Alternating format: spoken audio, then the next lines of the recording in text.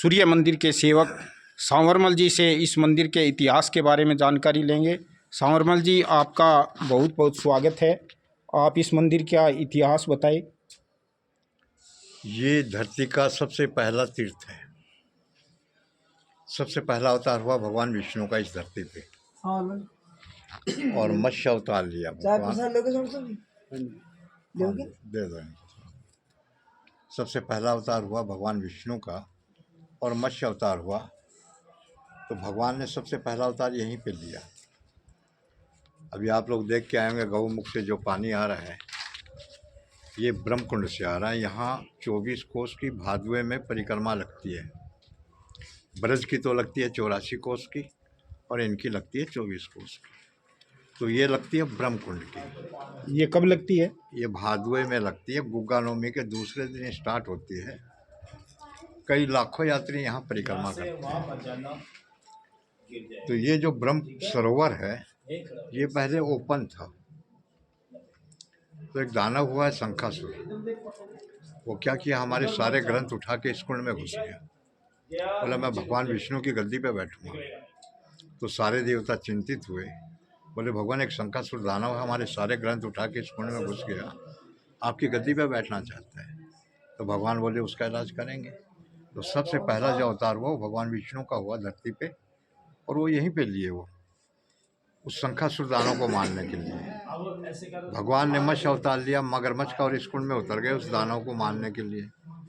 उसको जब मारने लगे तो उसने प्रार्थना की कि भगवान गलती हो गई, मौत निश्चित है, लेकिन मरने के पहले मैं आपसे एक वरदान चाहता हूँ। बोले बोल क्या चाहता है? बोले मेरे मरने के बाद भी मुझे लोग याद रखें, भूले नहीं। तो भगवान बोले ठीक है, तुम आज से शंखासुर से शंख बन जाओगे। जहाँ भी किसी देवता की आरती होगी वो तुम्हारी ध्वनि द्वारा ही आरती होगी।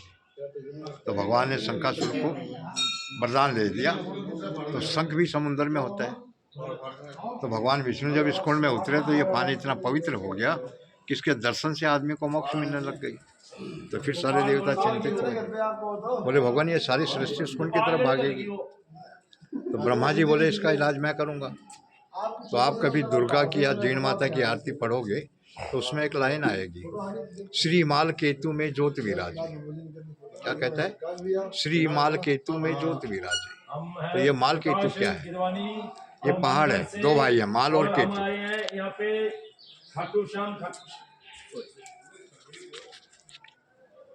तो ये माल और केतु दो पहाड़ हैं, ये दोनों भाई हैं, ये दोनों ब्रह्मा जी की तपस्या में बैठे हुए थे।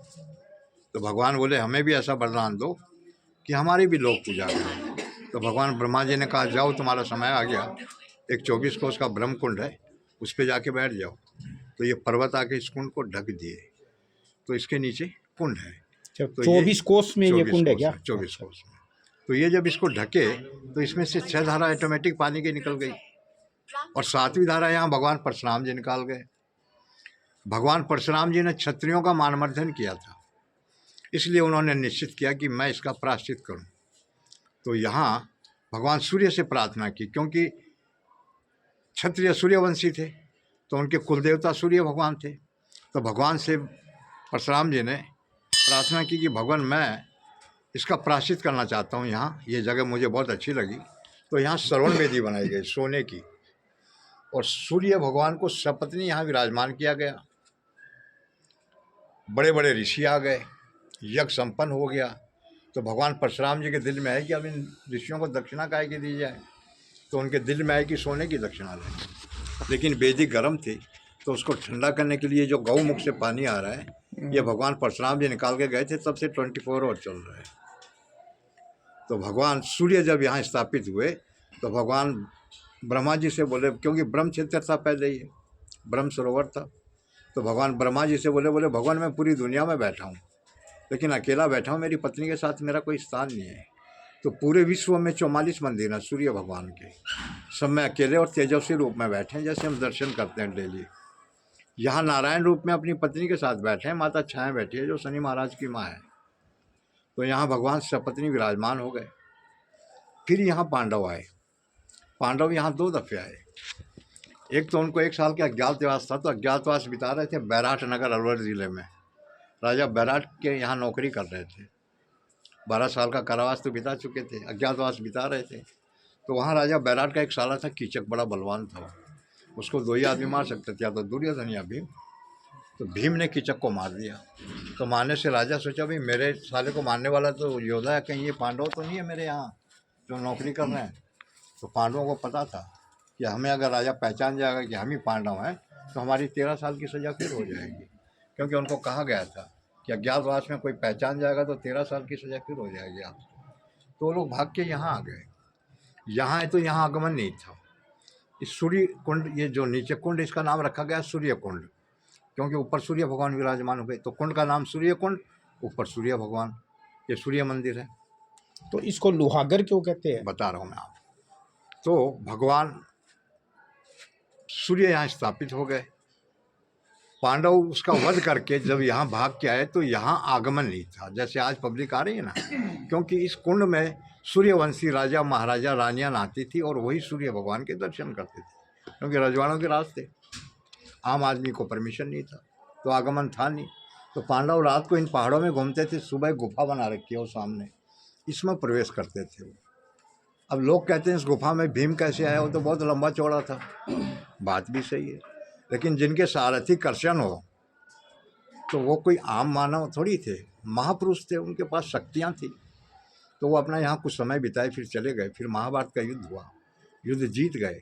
जीतने के बाद उनकी इच्छा हो गई कि राजपाट सब कुछ छोड़ के हम लोग हिमालय में जाएंगे। जब हिमालय में जा रहे थे तो रास्ते में नारद जी मिल गए। तो नारद जी ने पूछा कहाँ का प्रस्थान?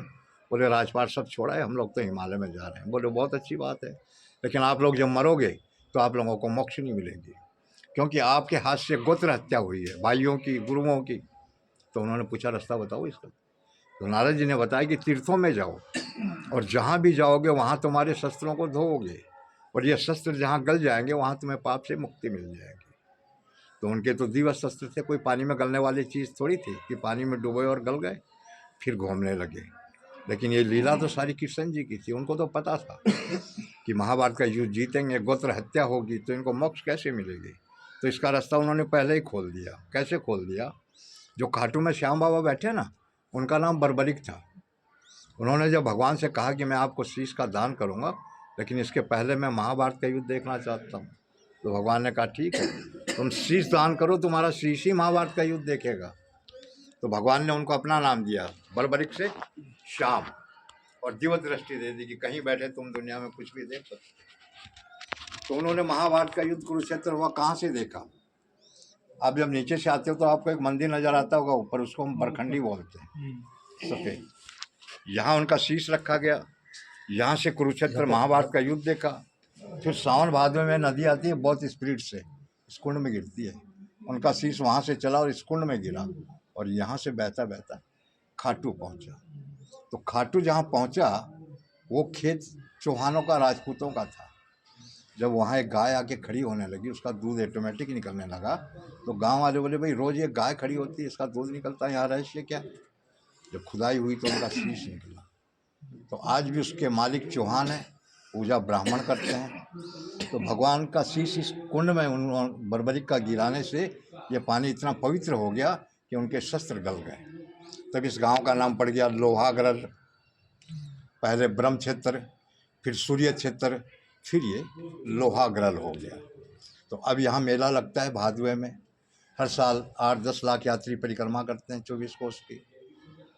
ब्रह्मकुंड की भी होती है, और मालखेत बाबा के नाम से ये पहाड़ पूजे जाते हैं।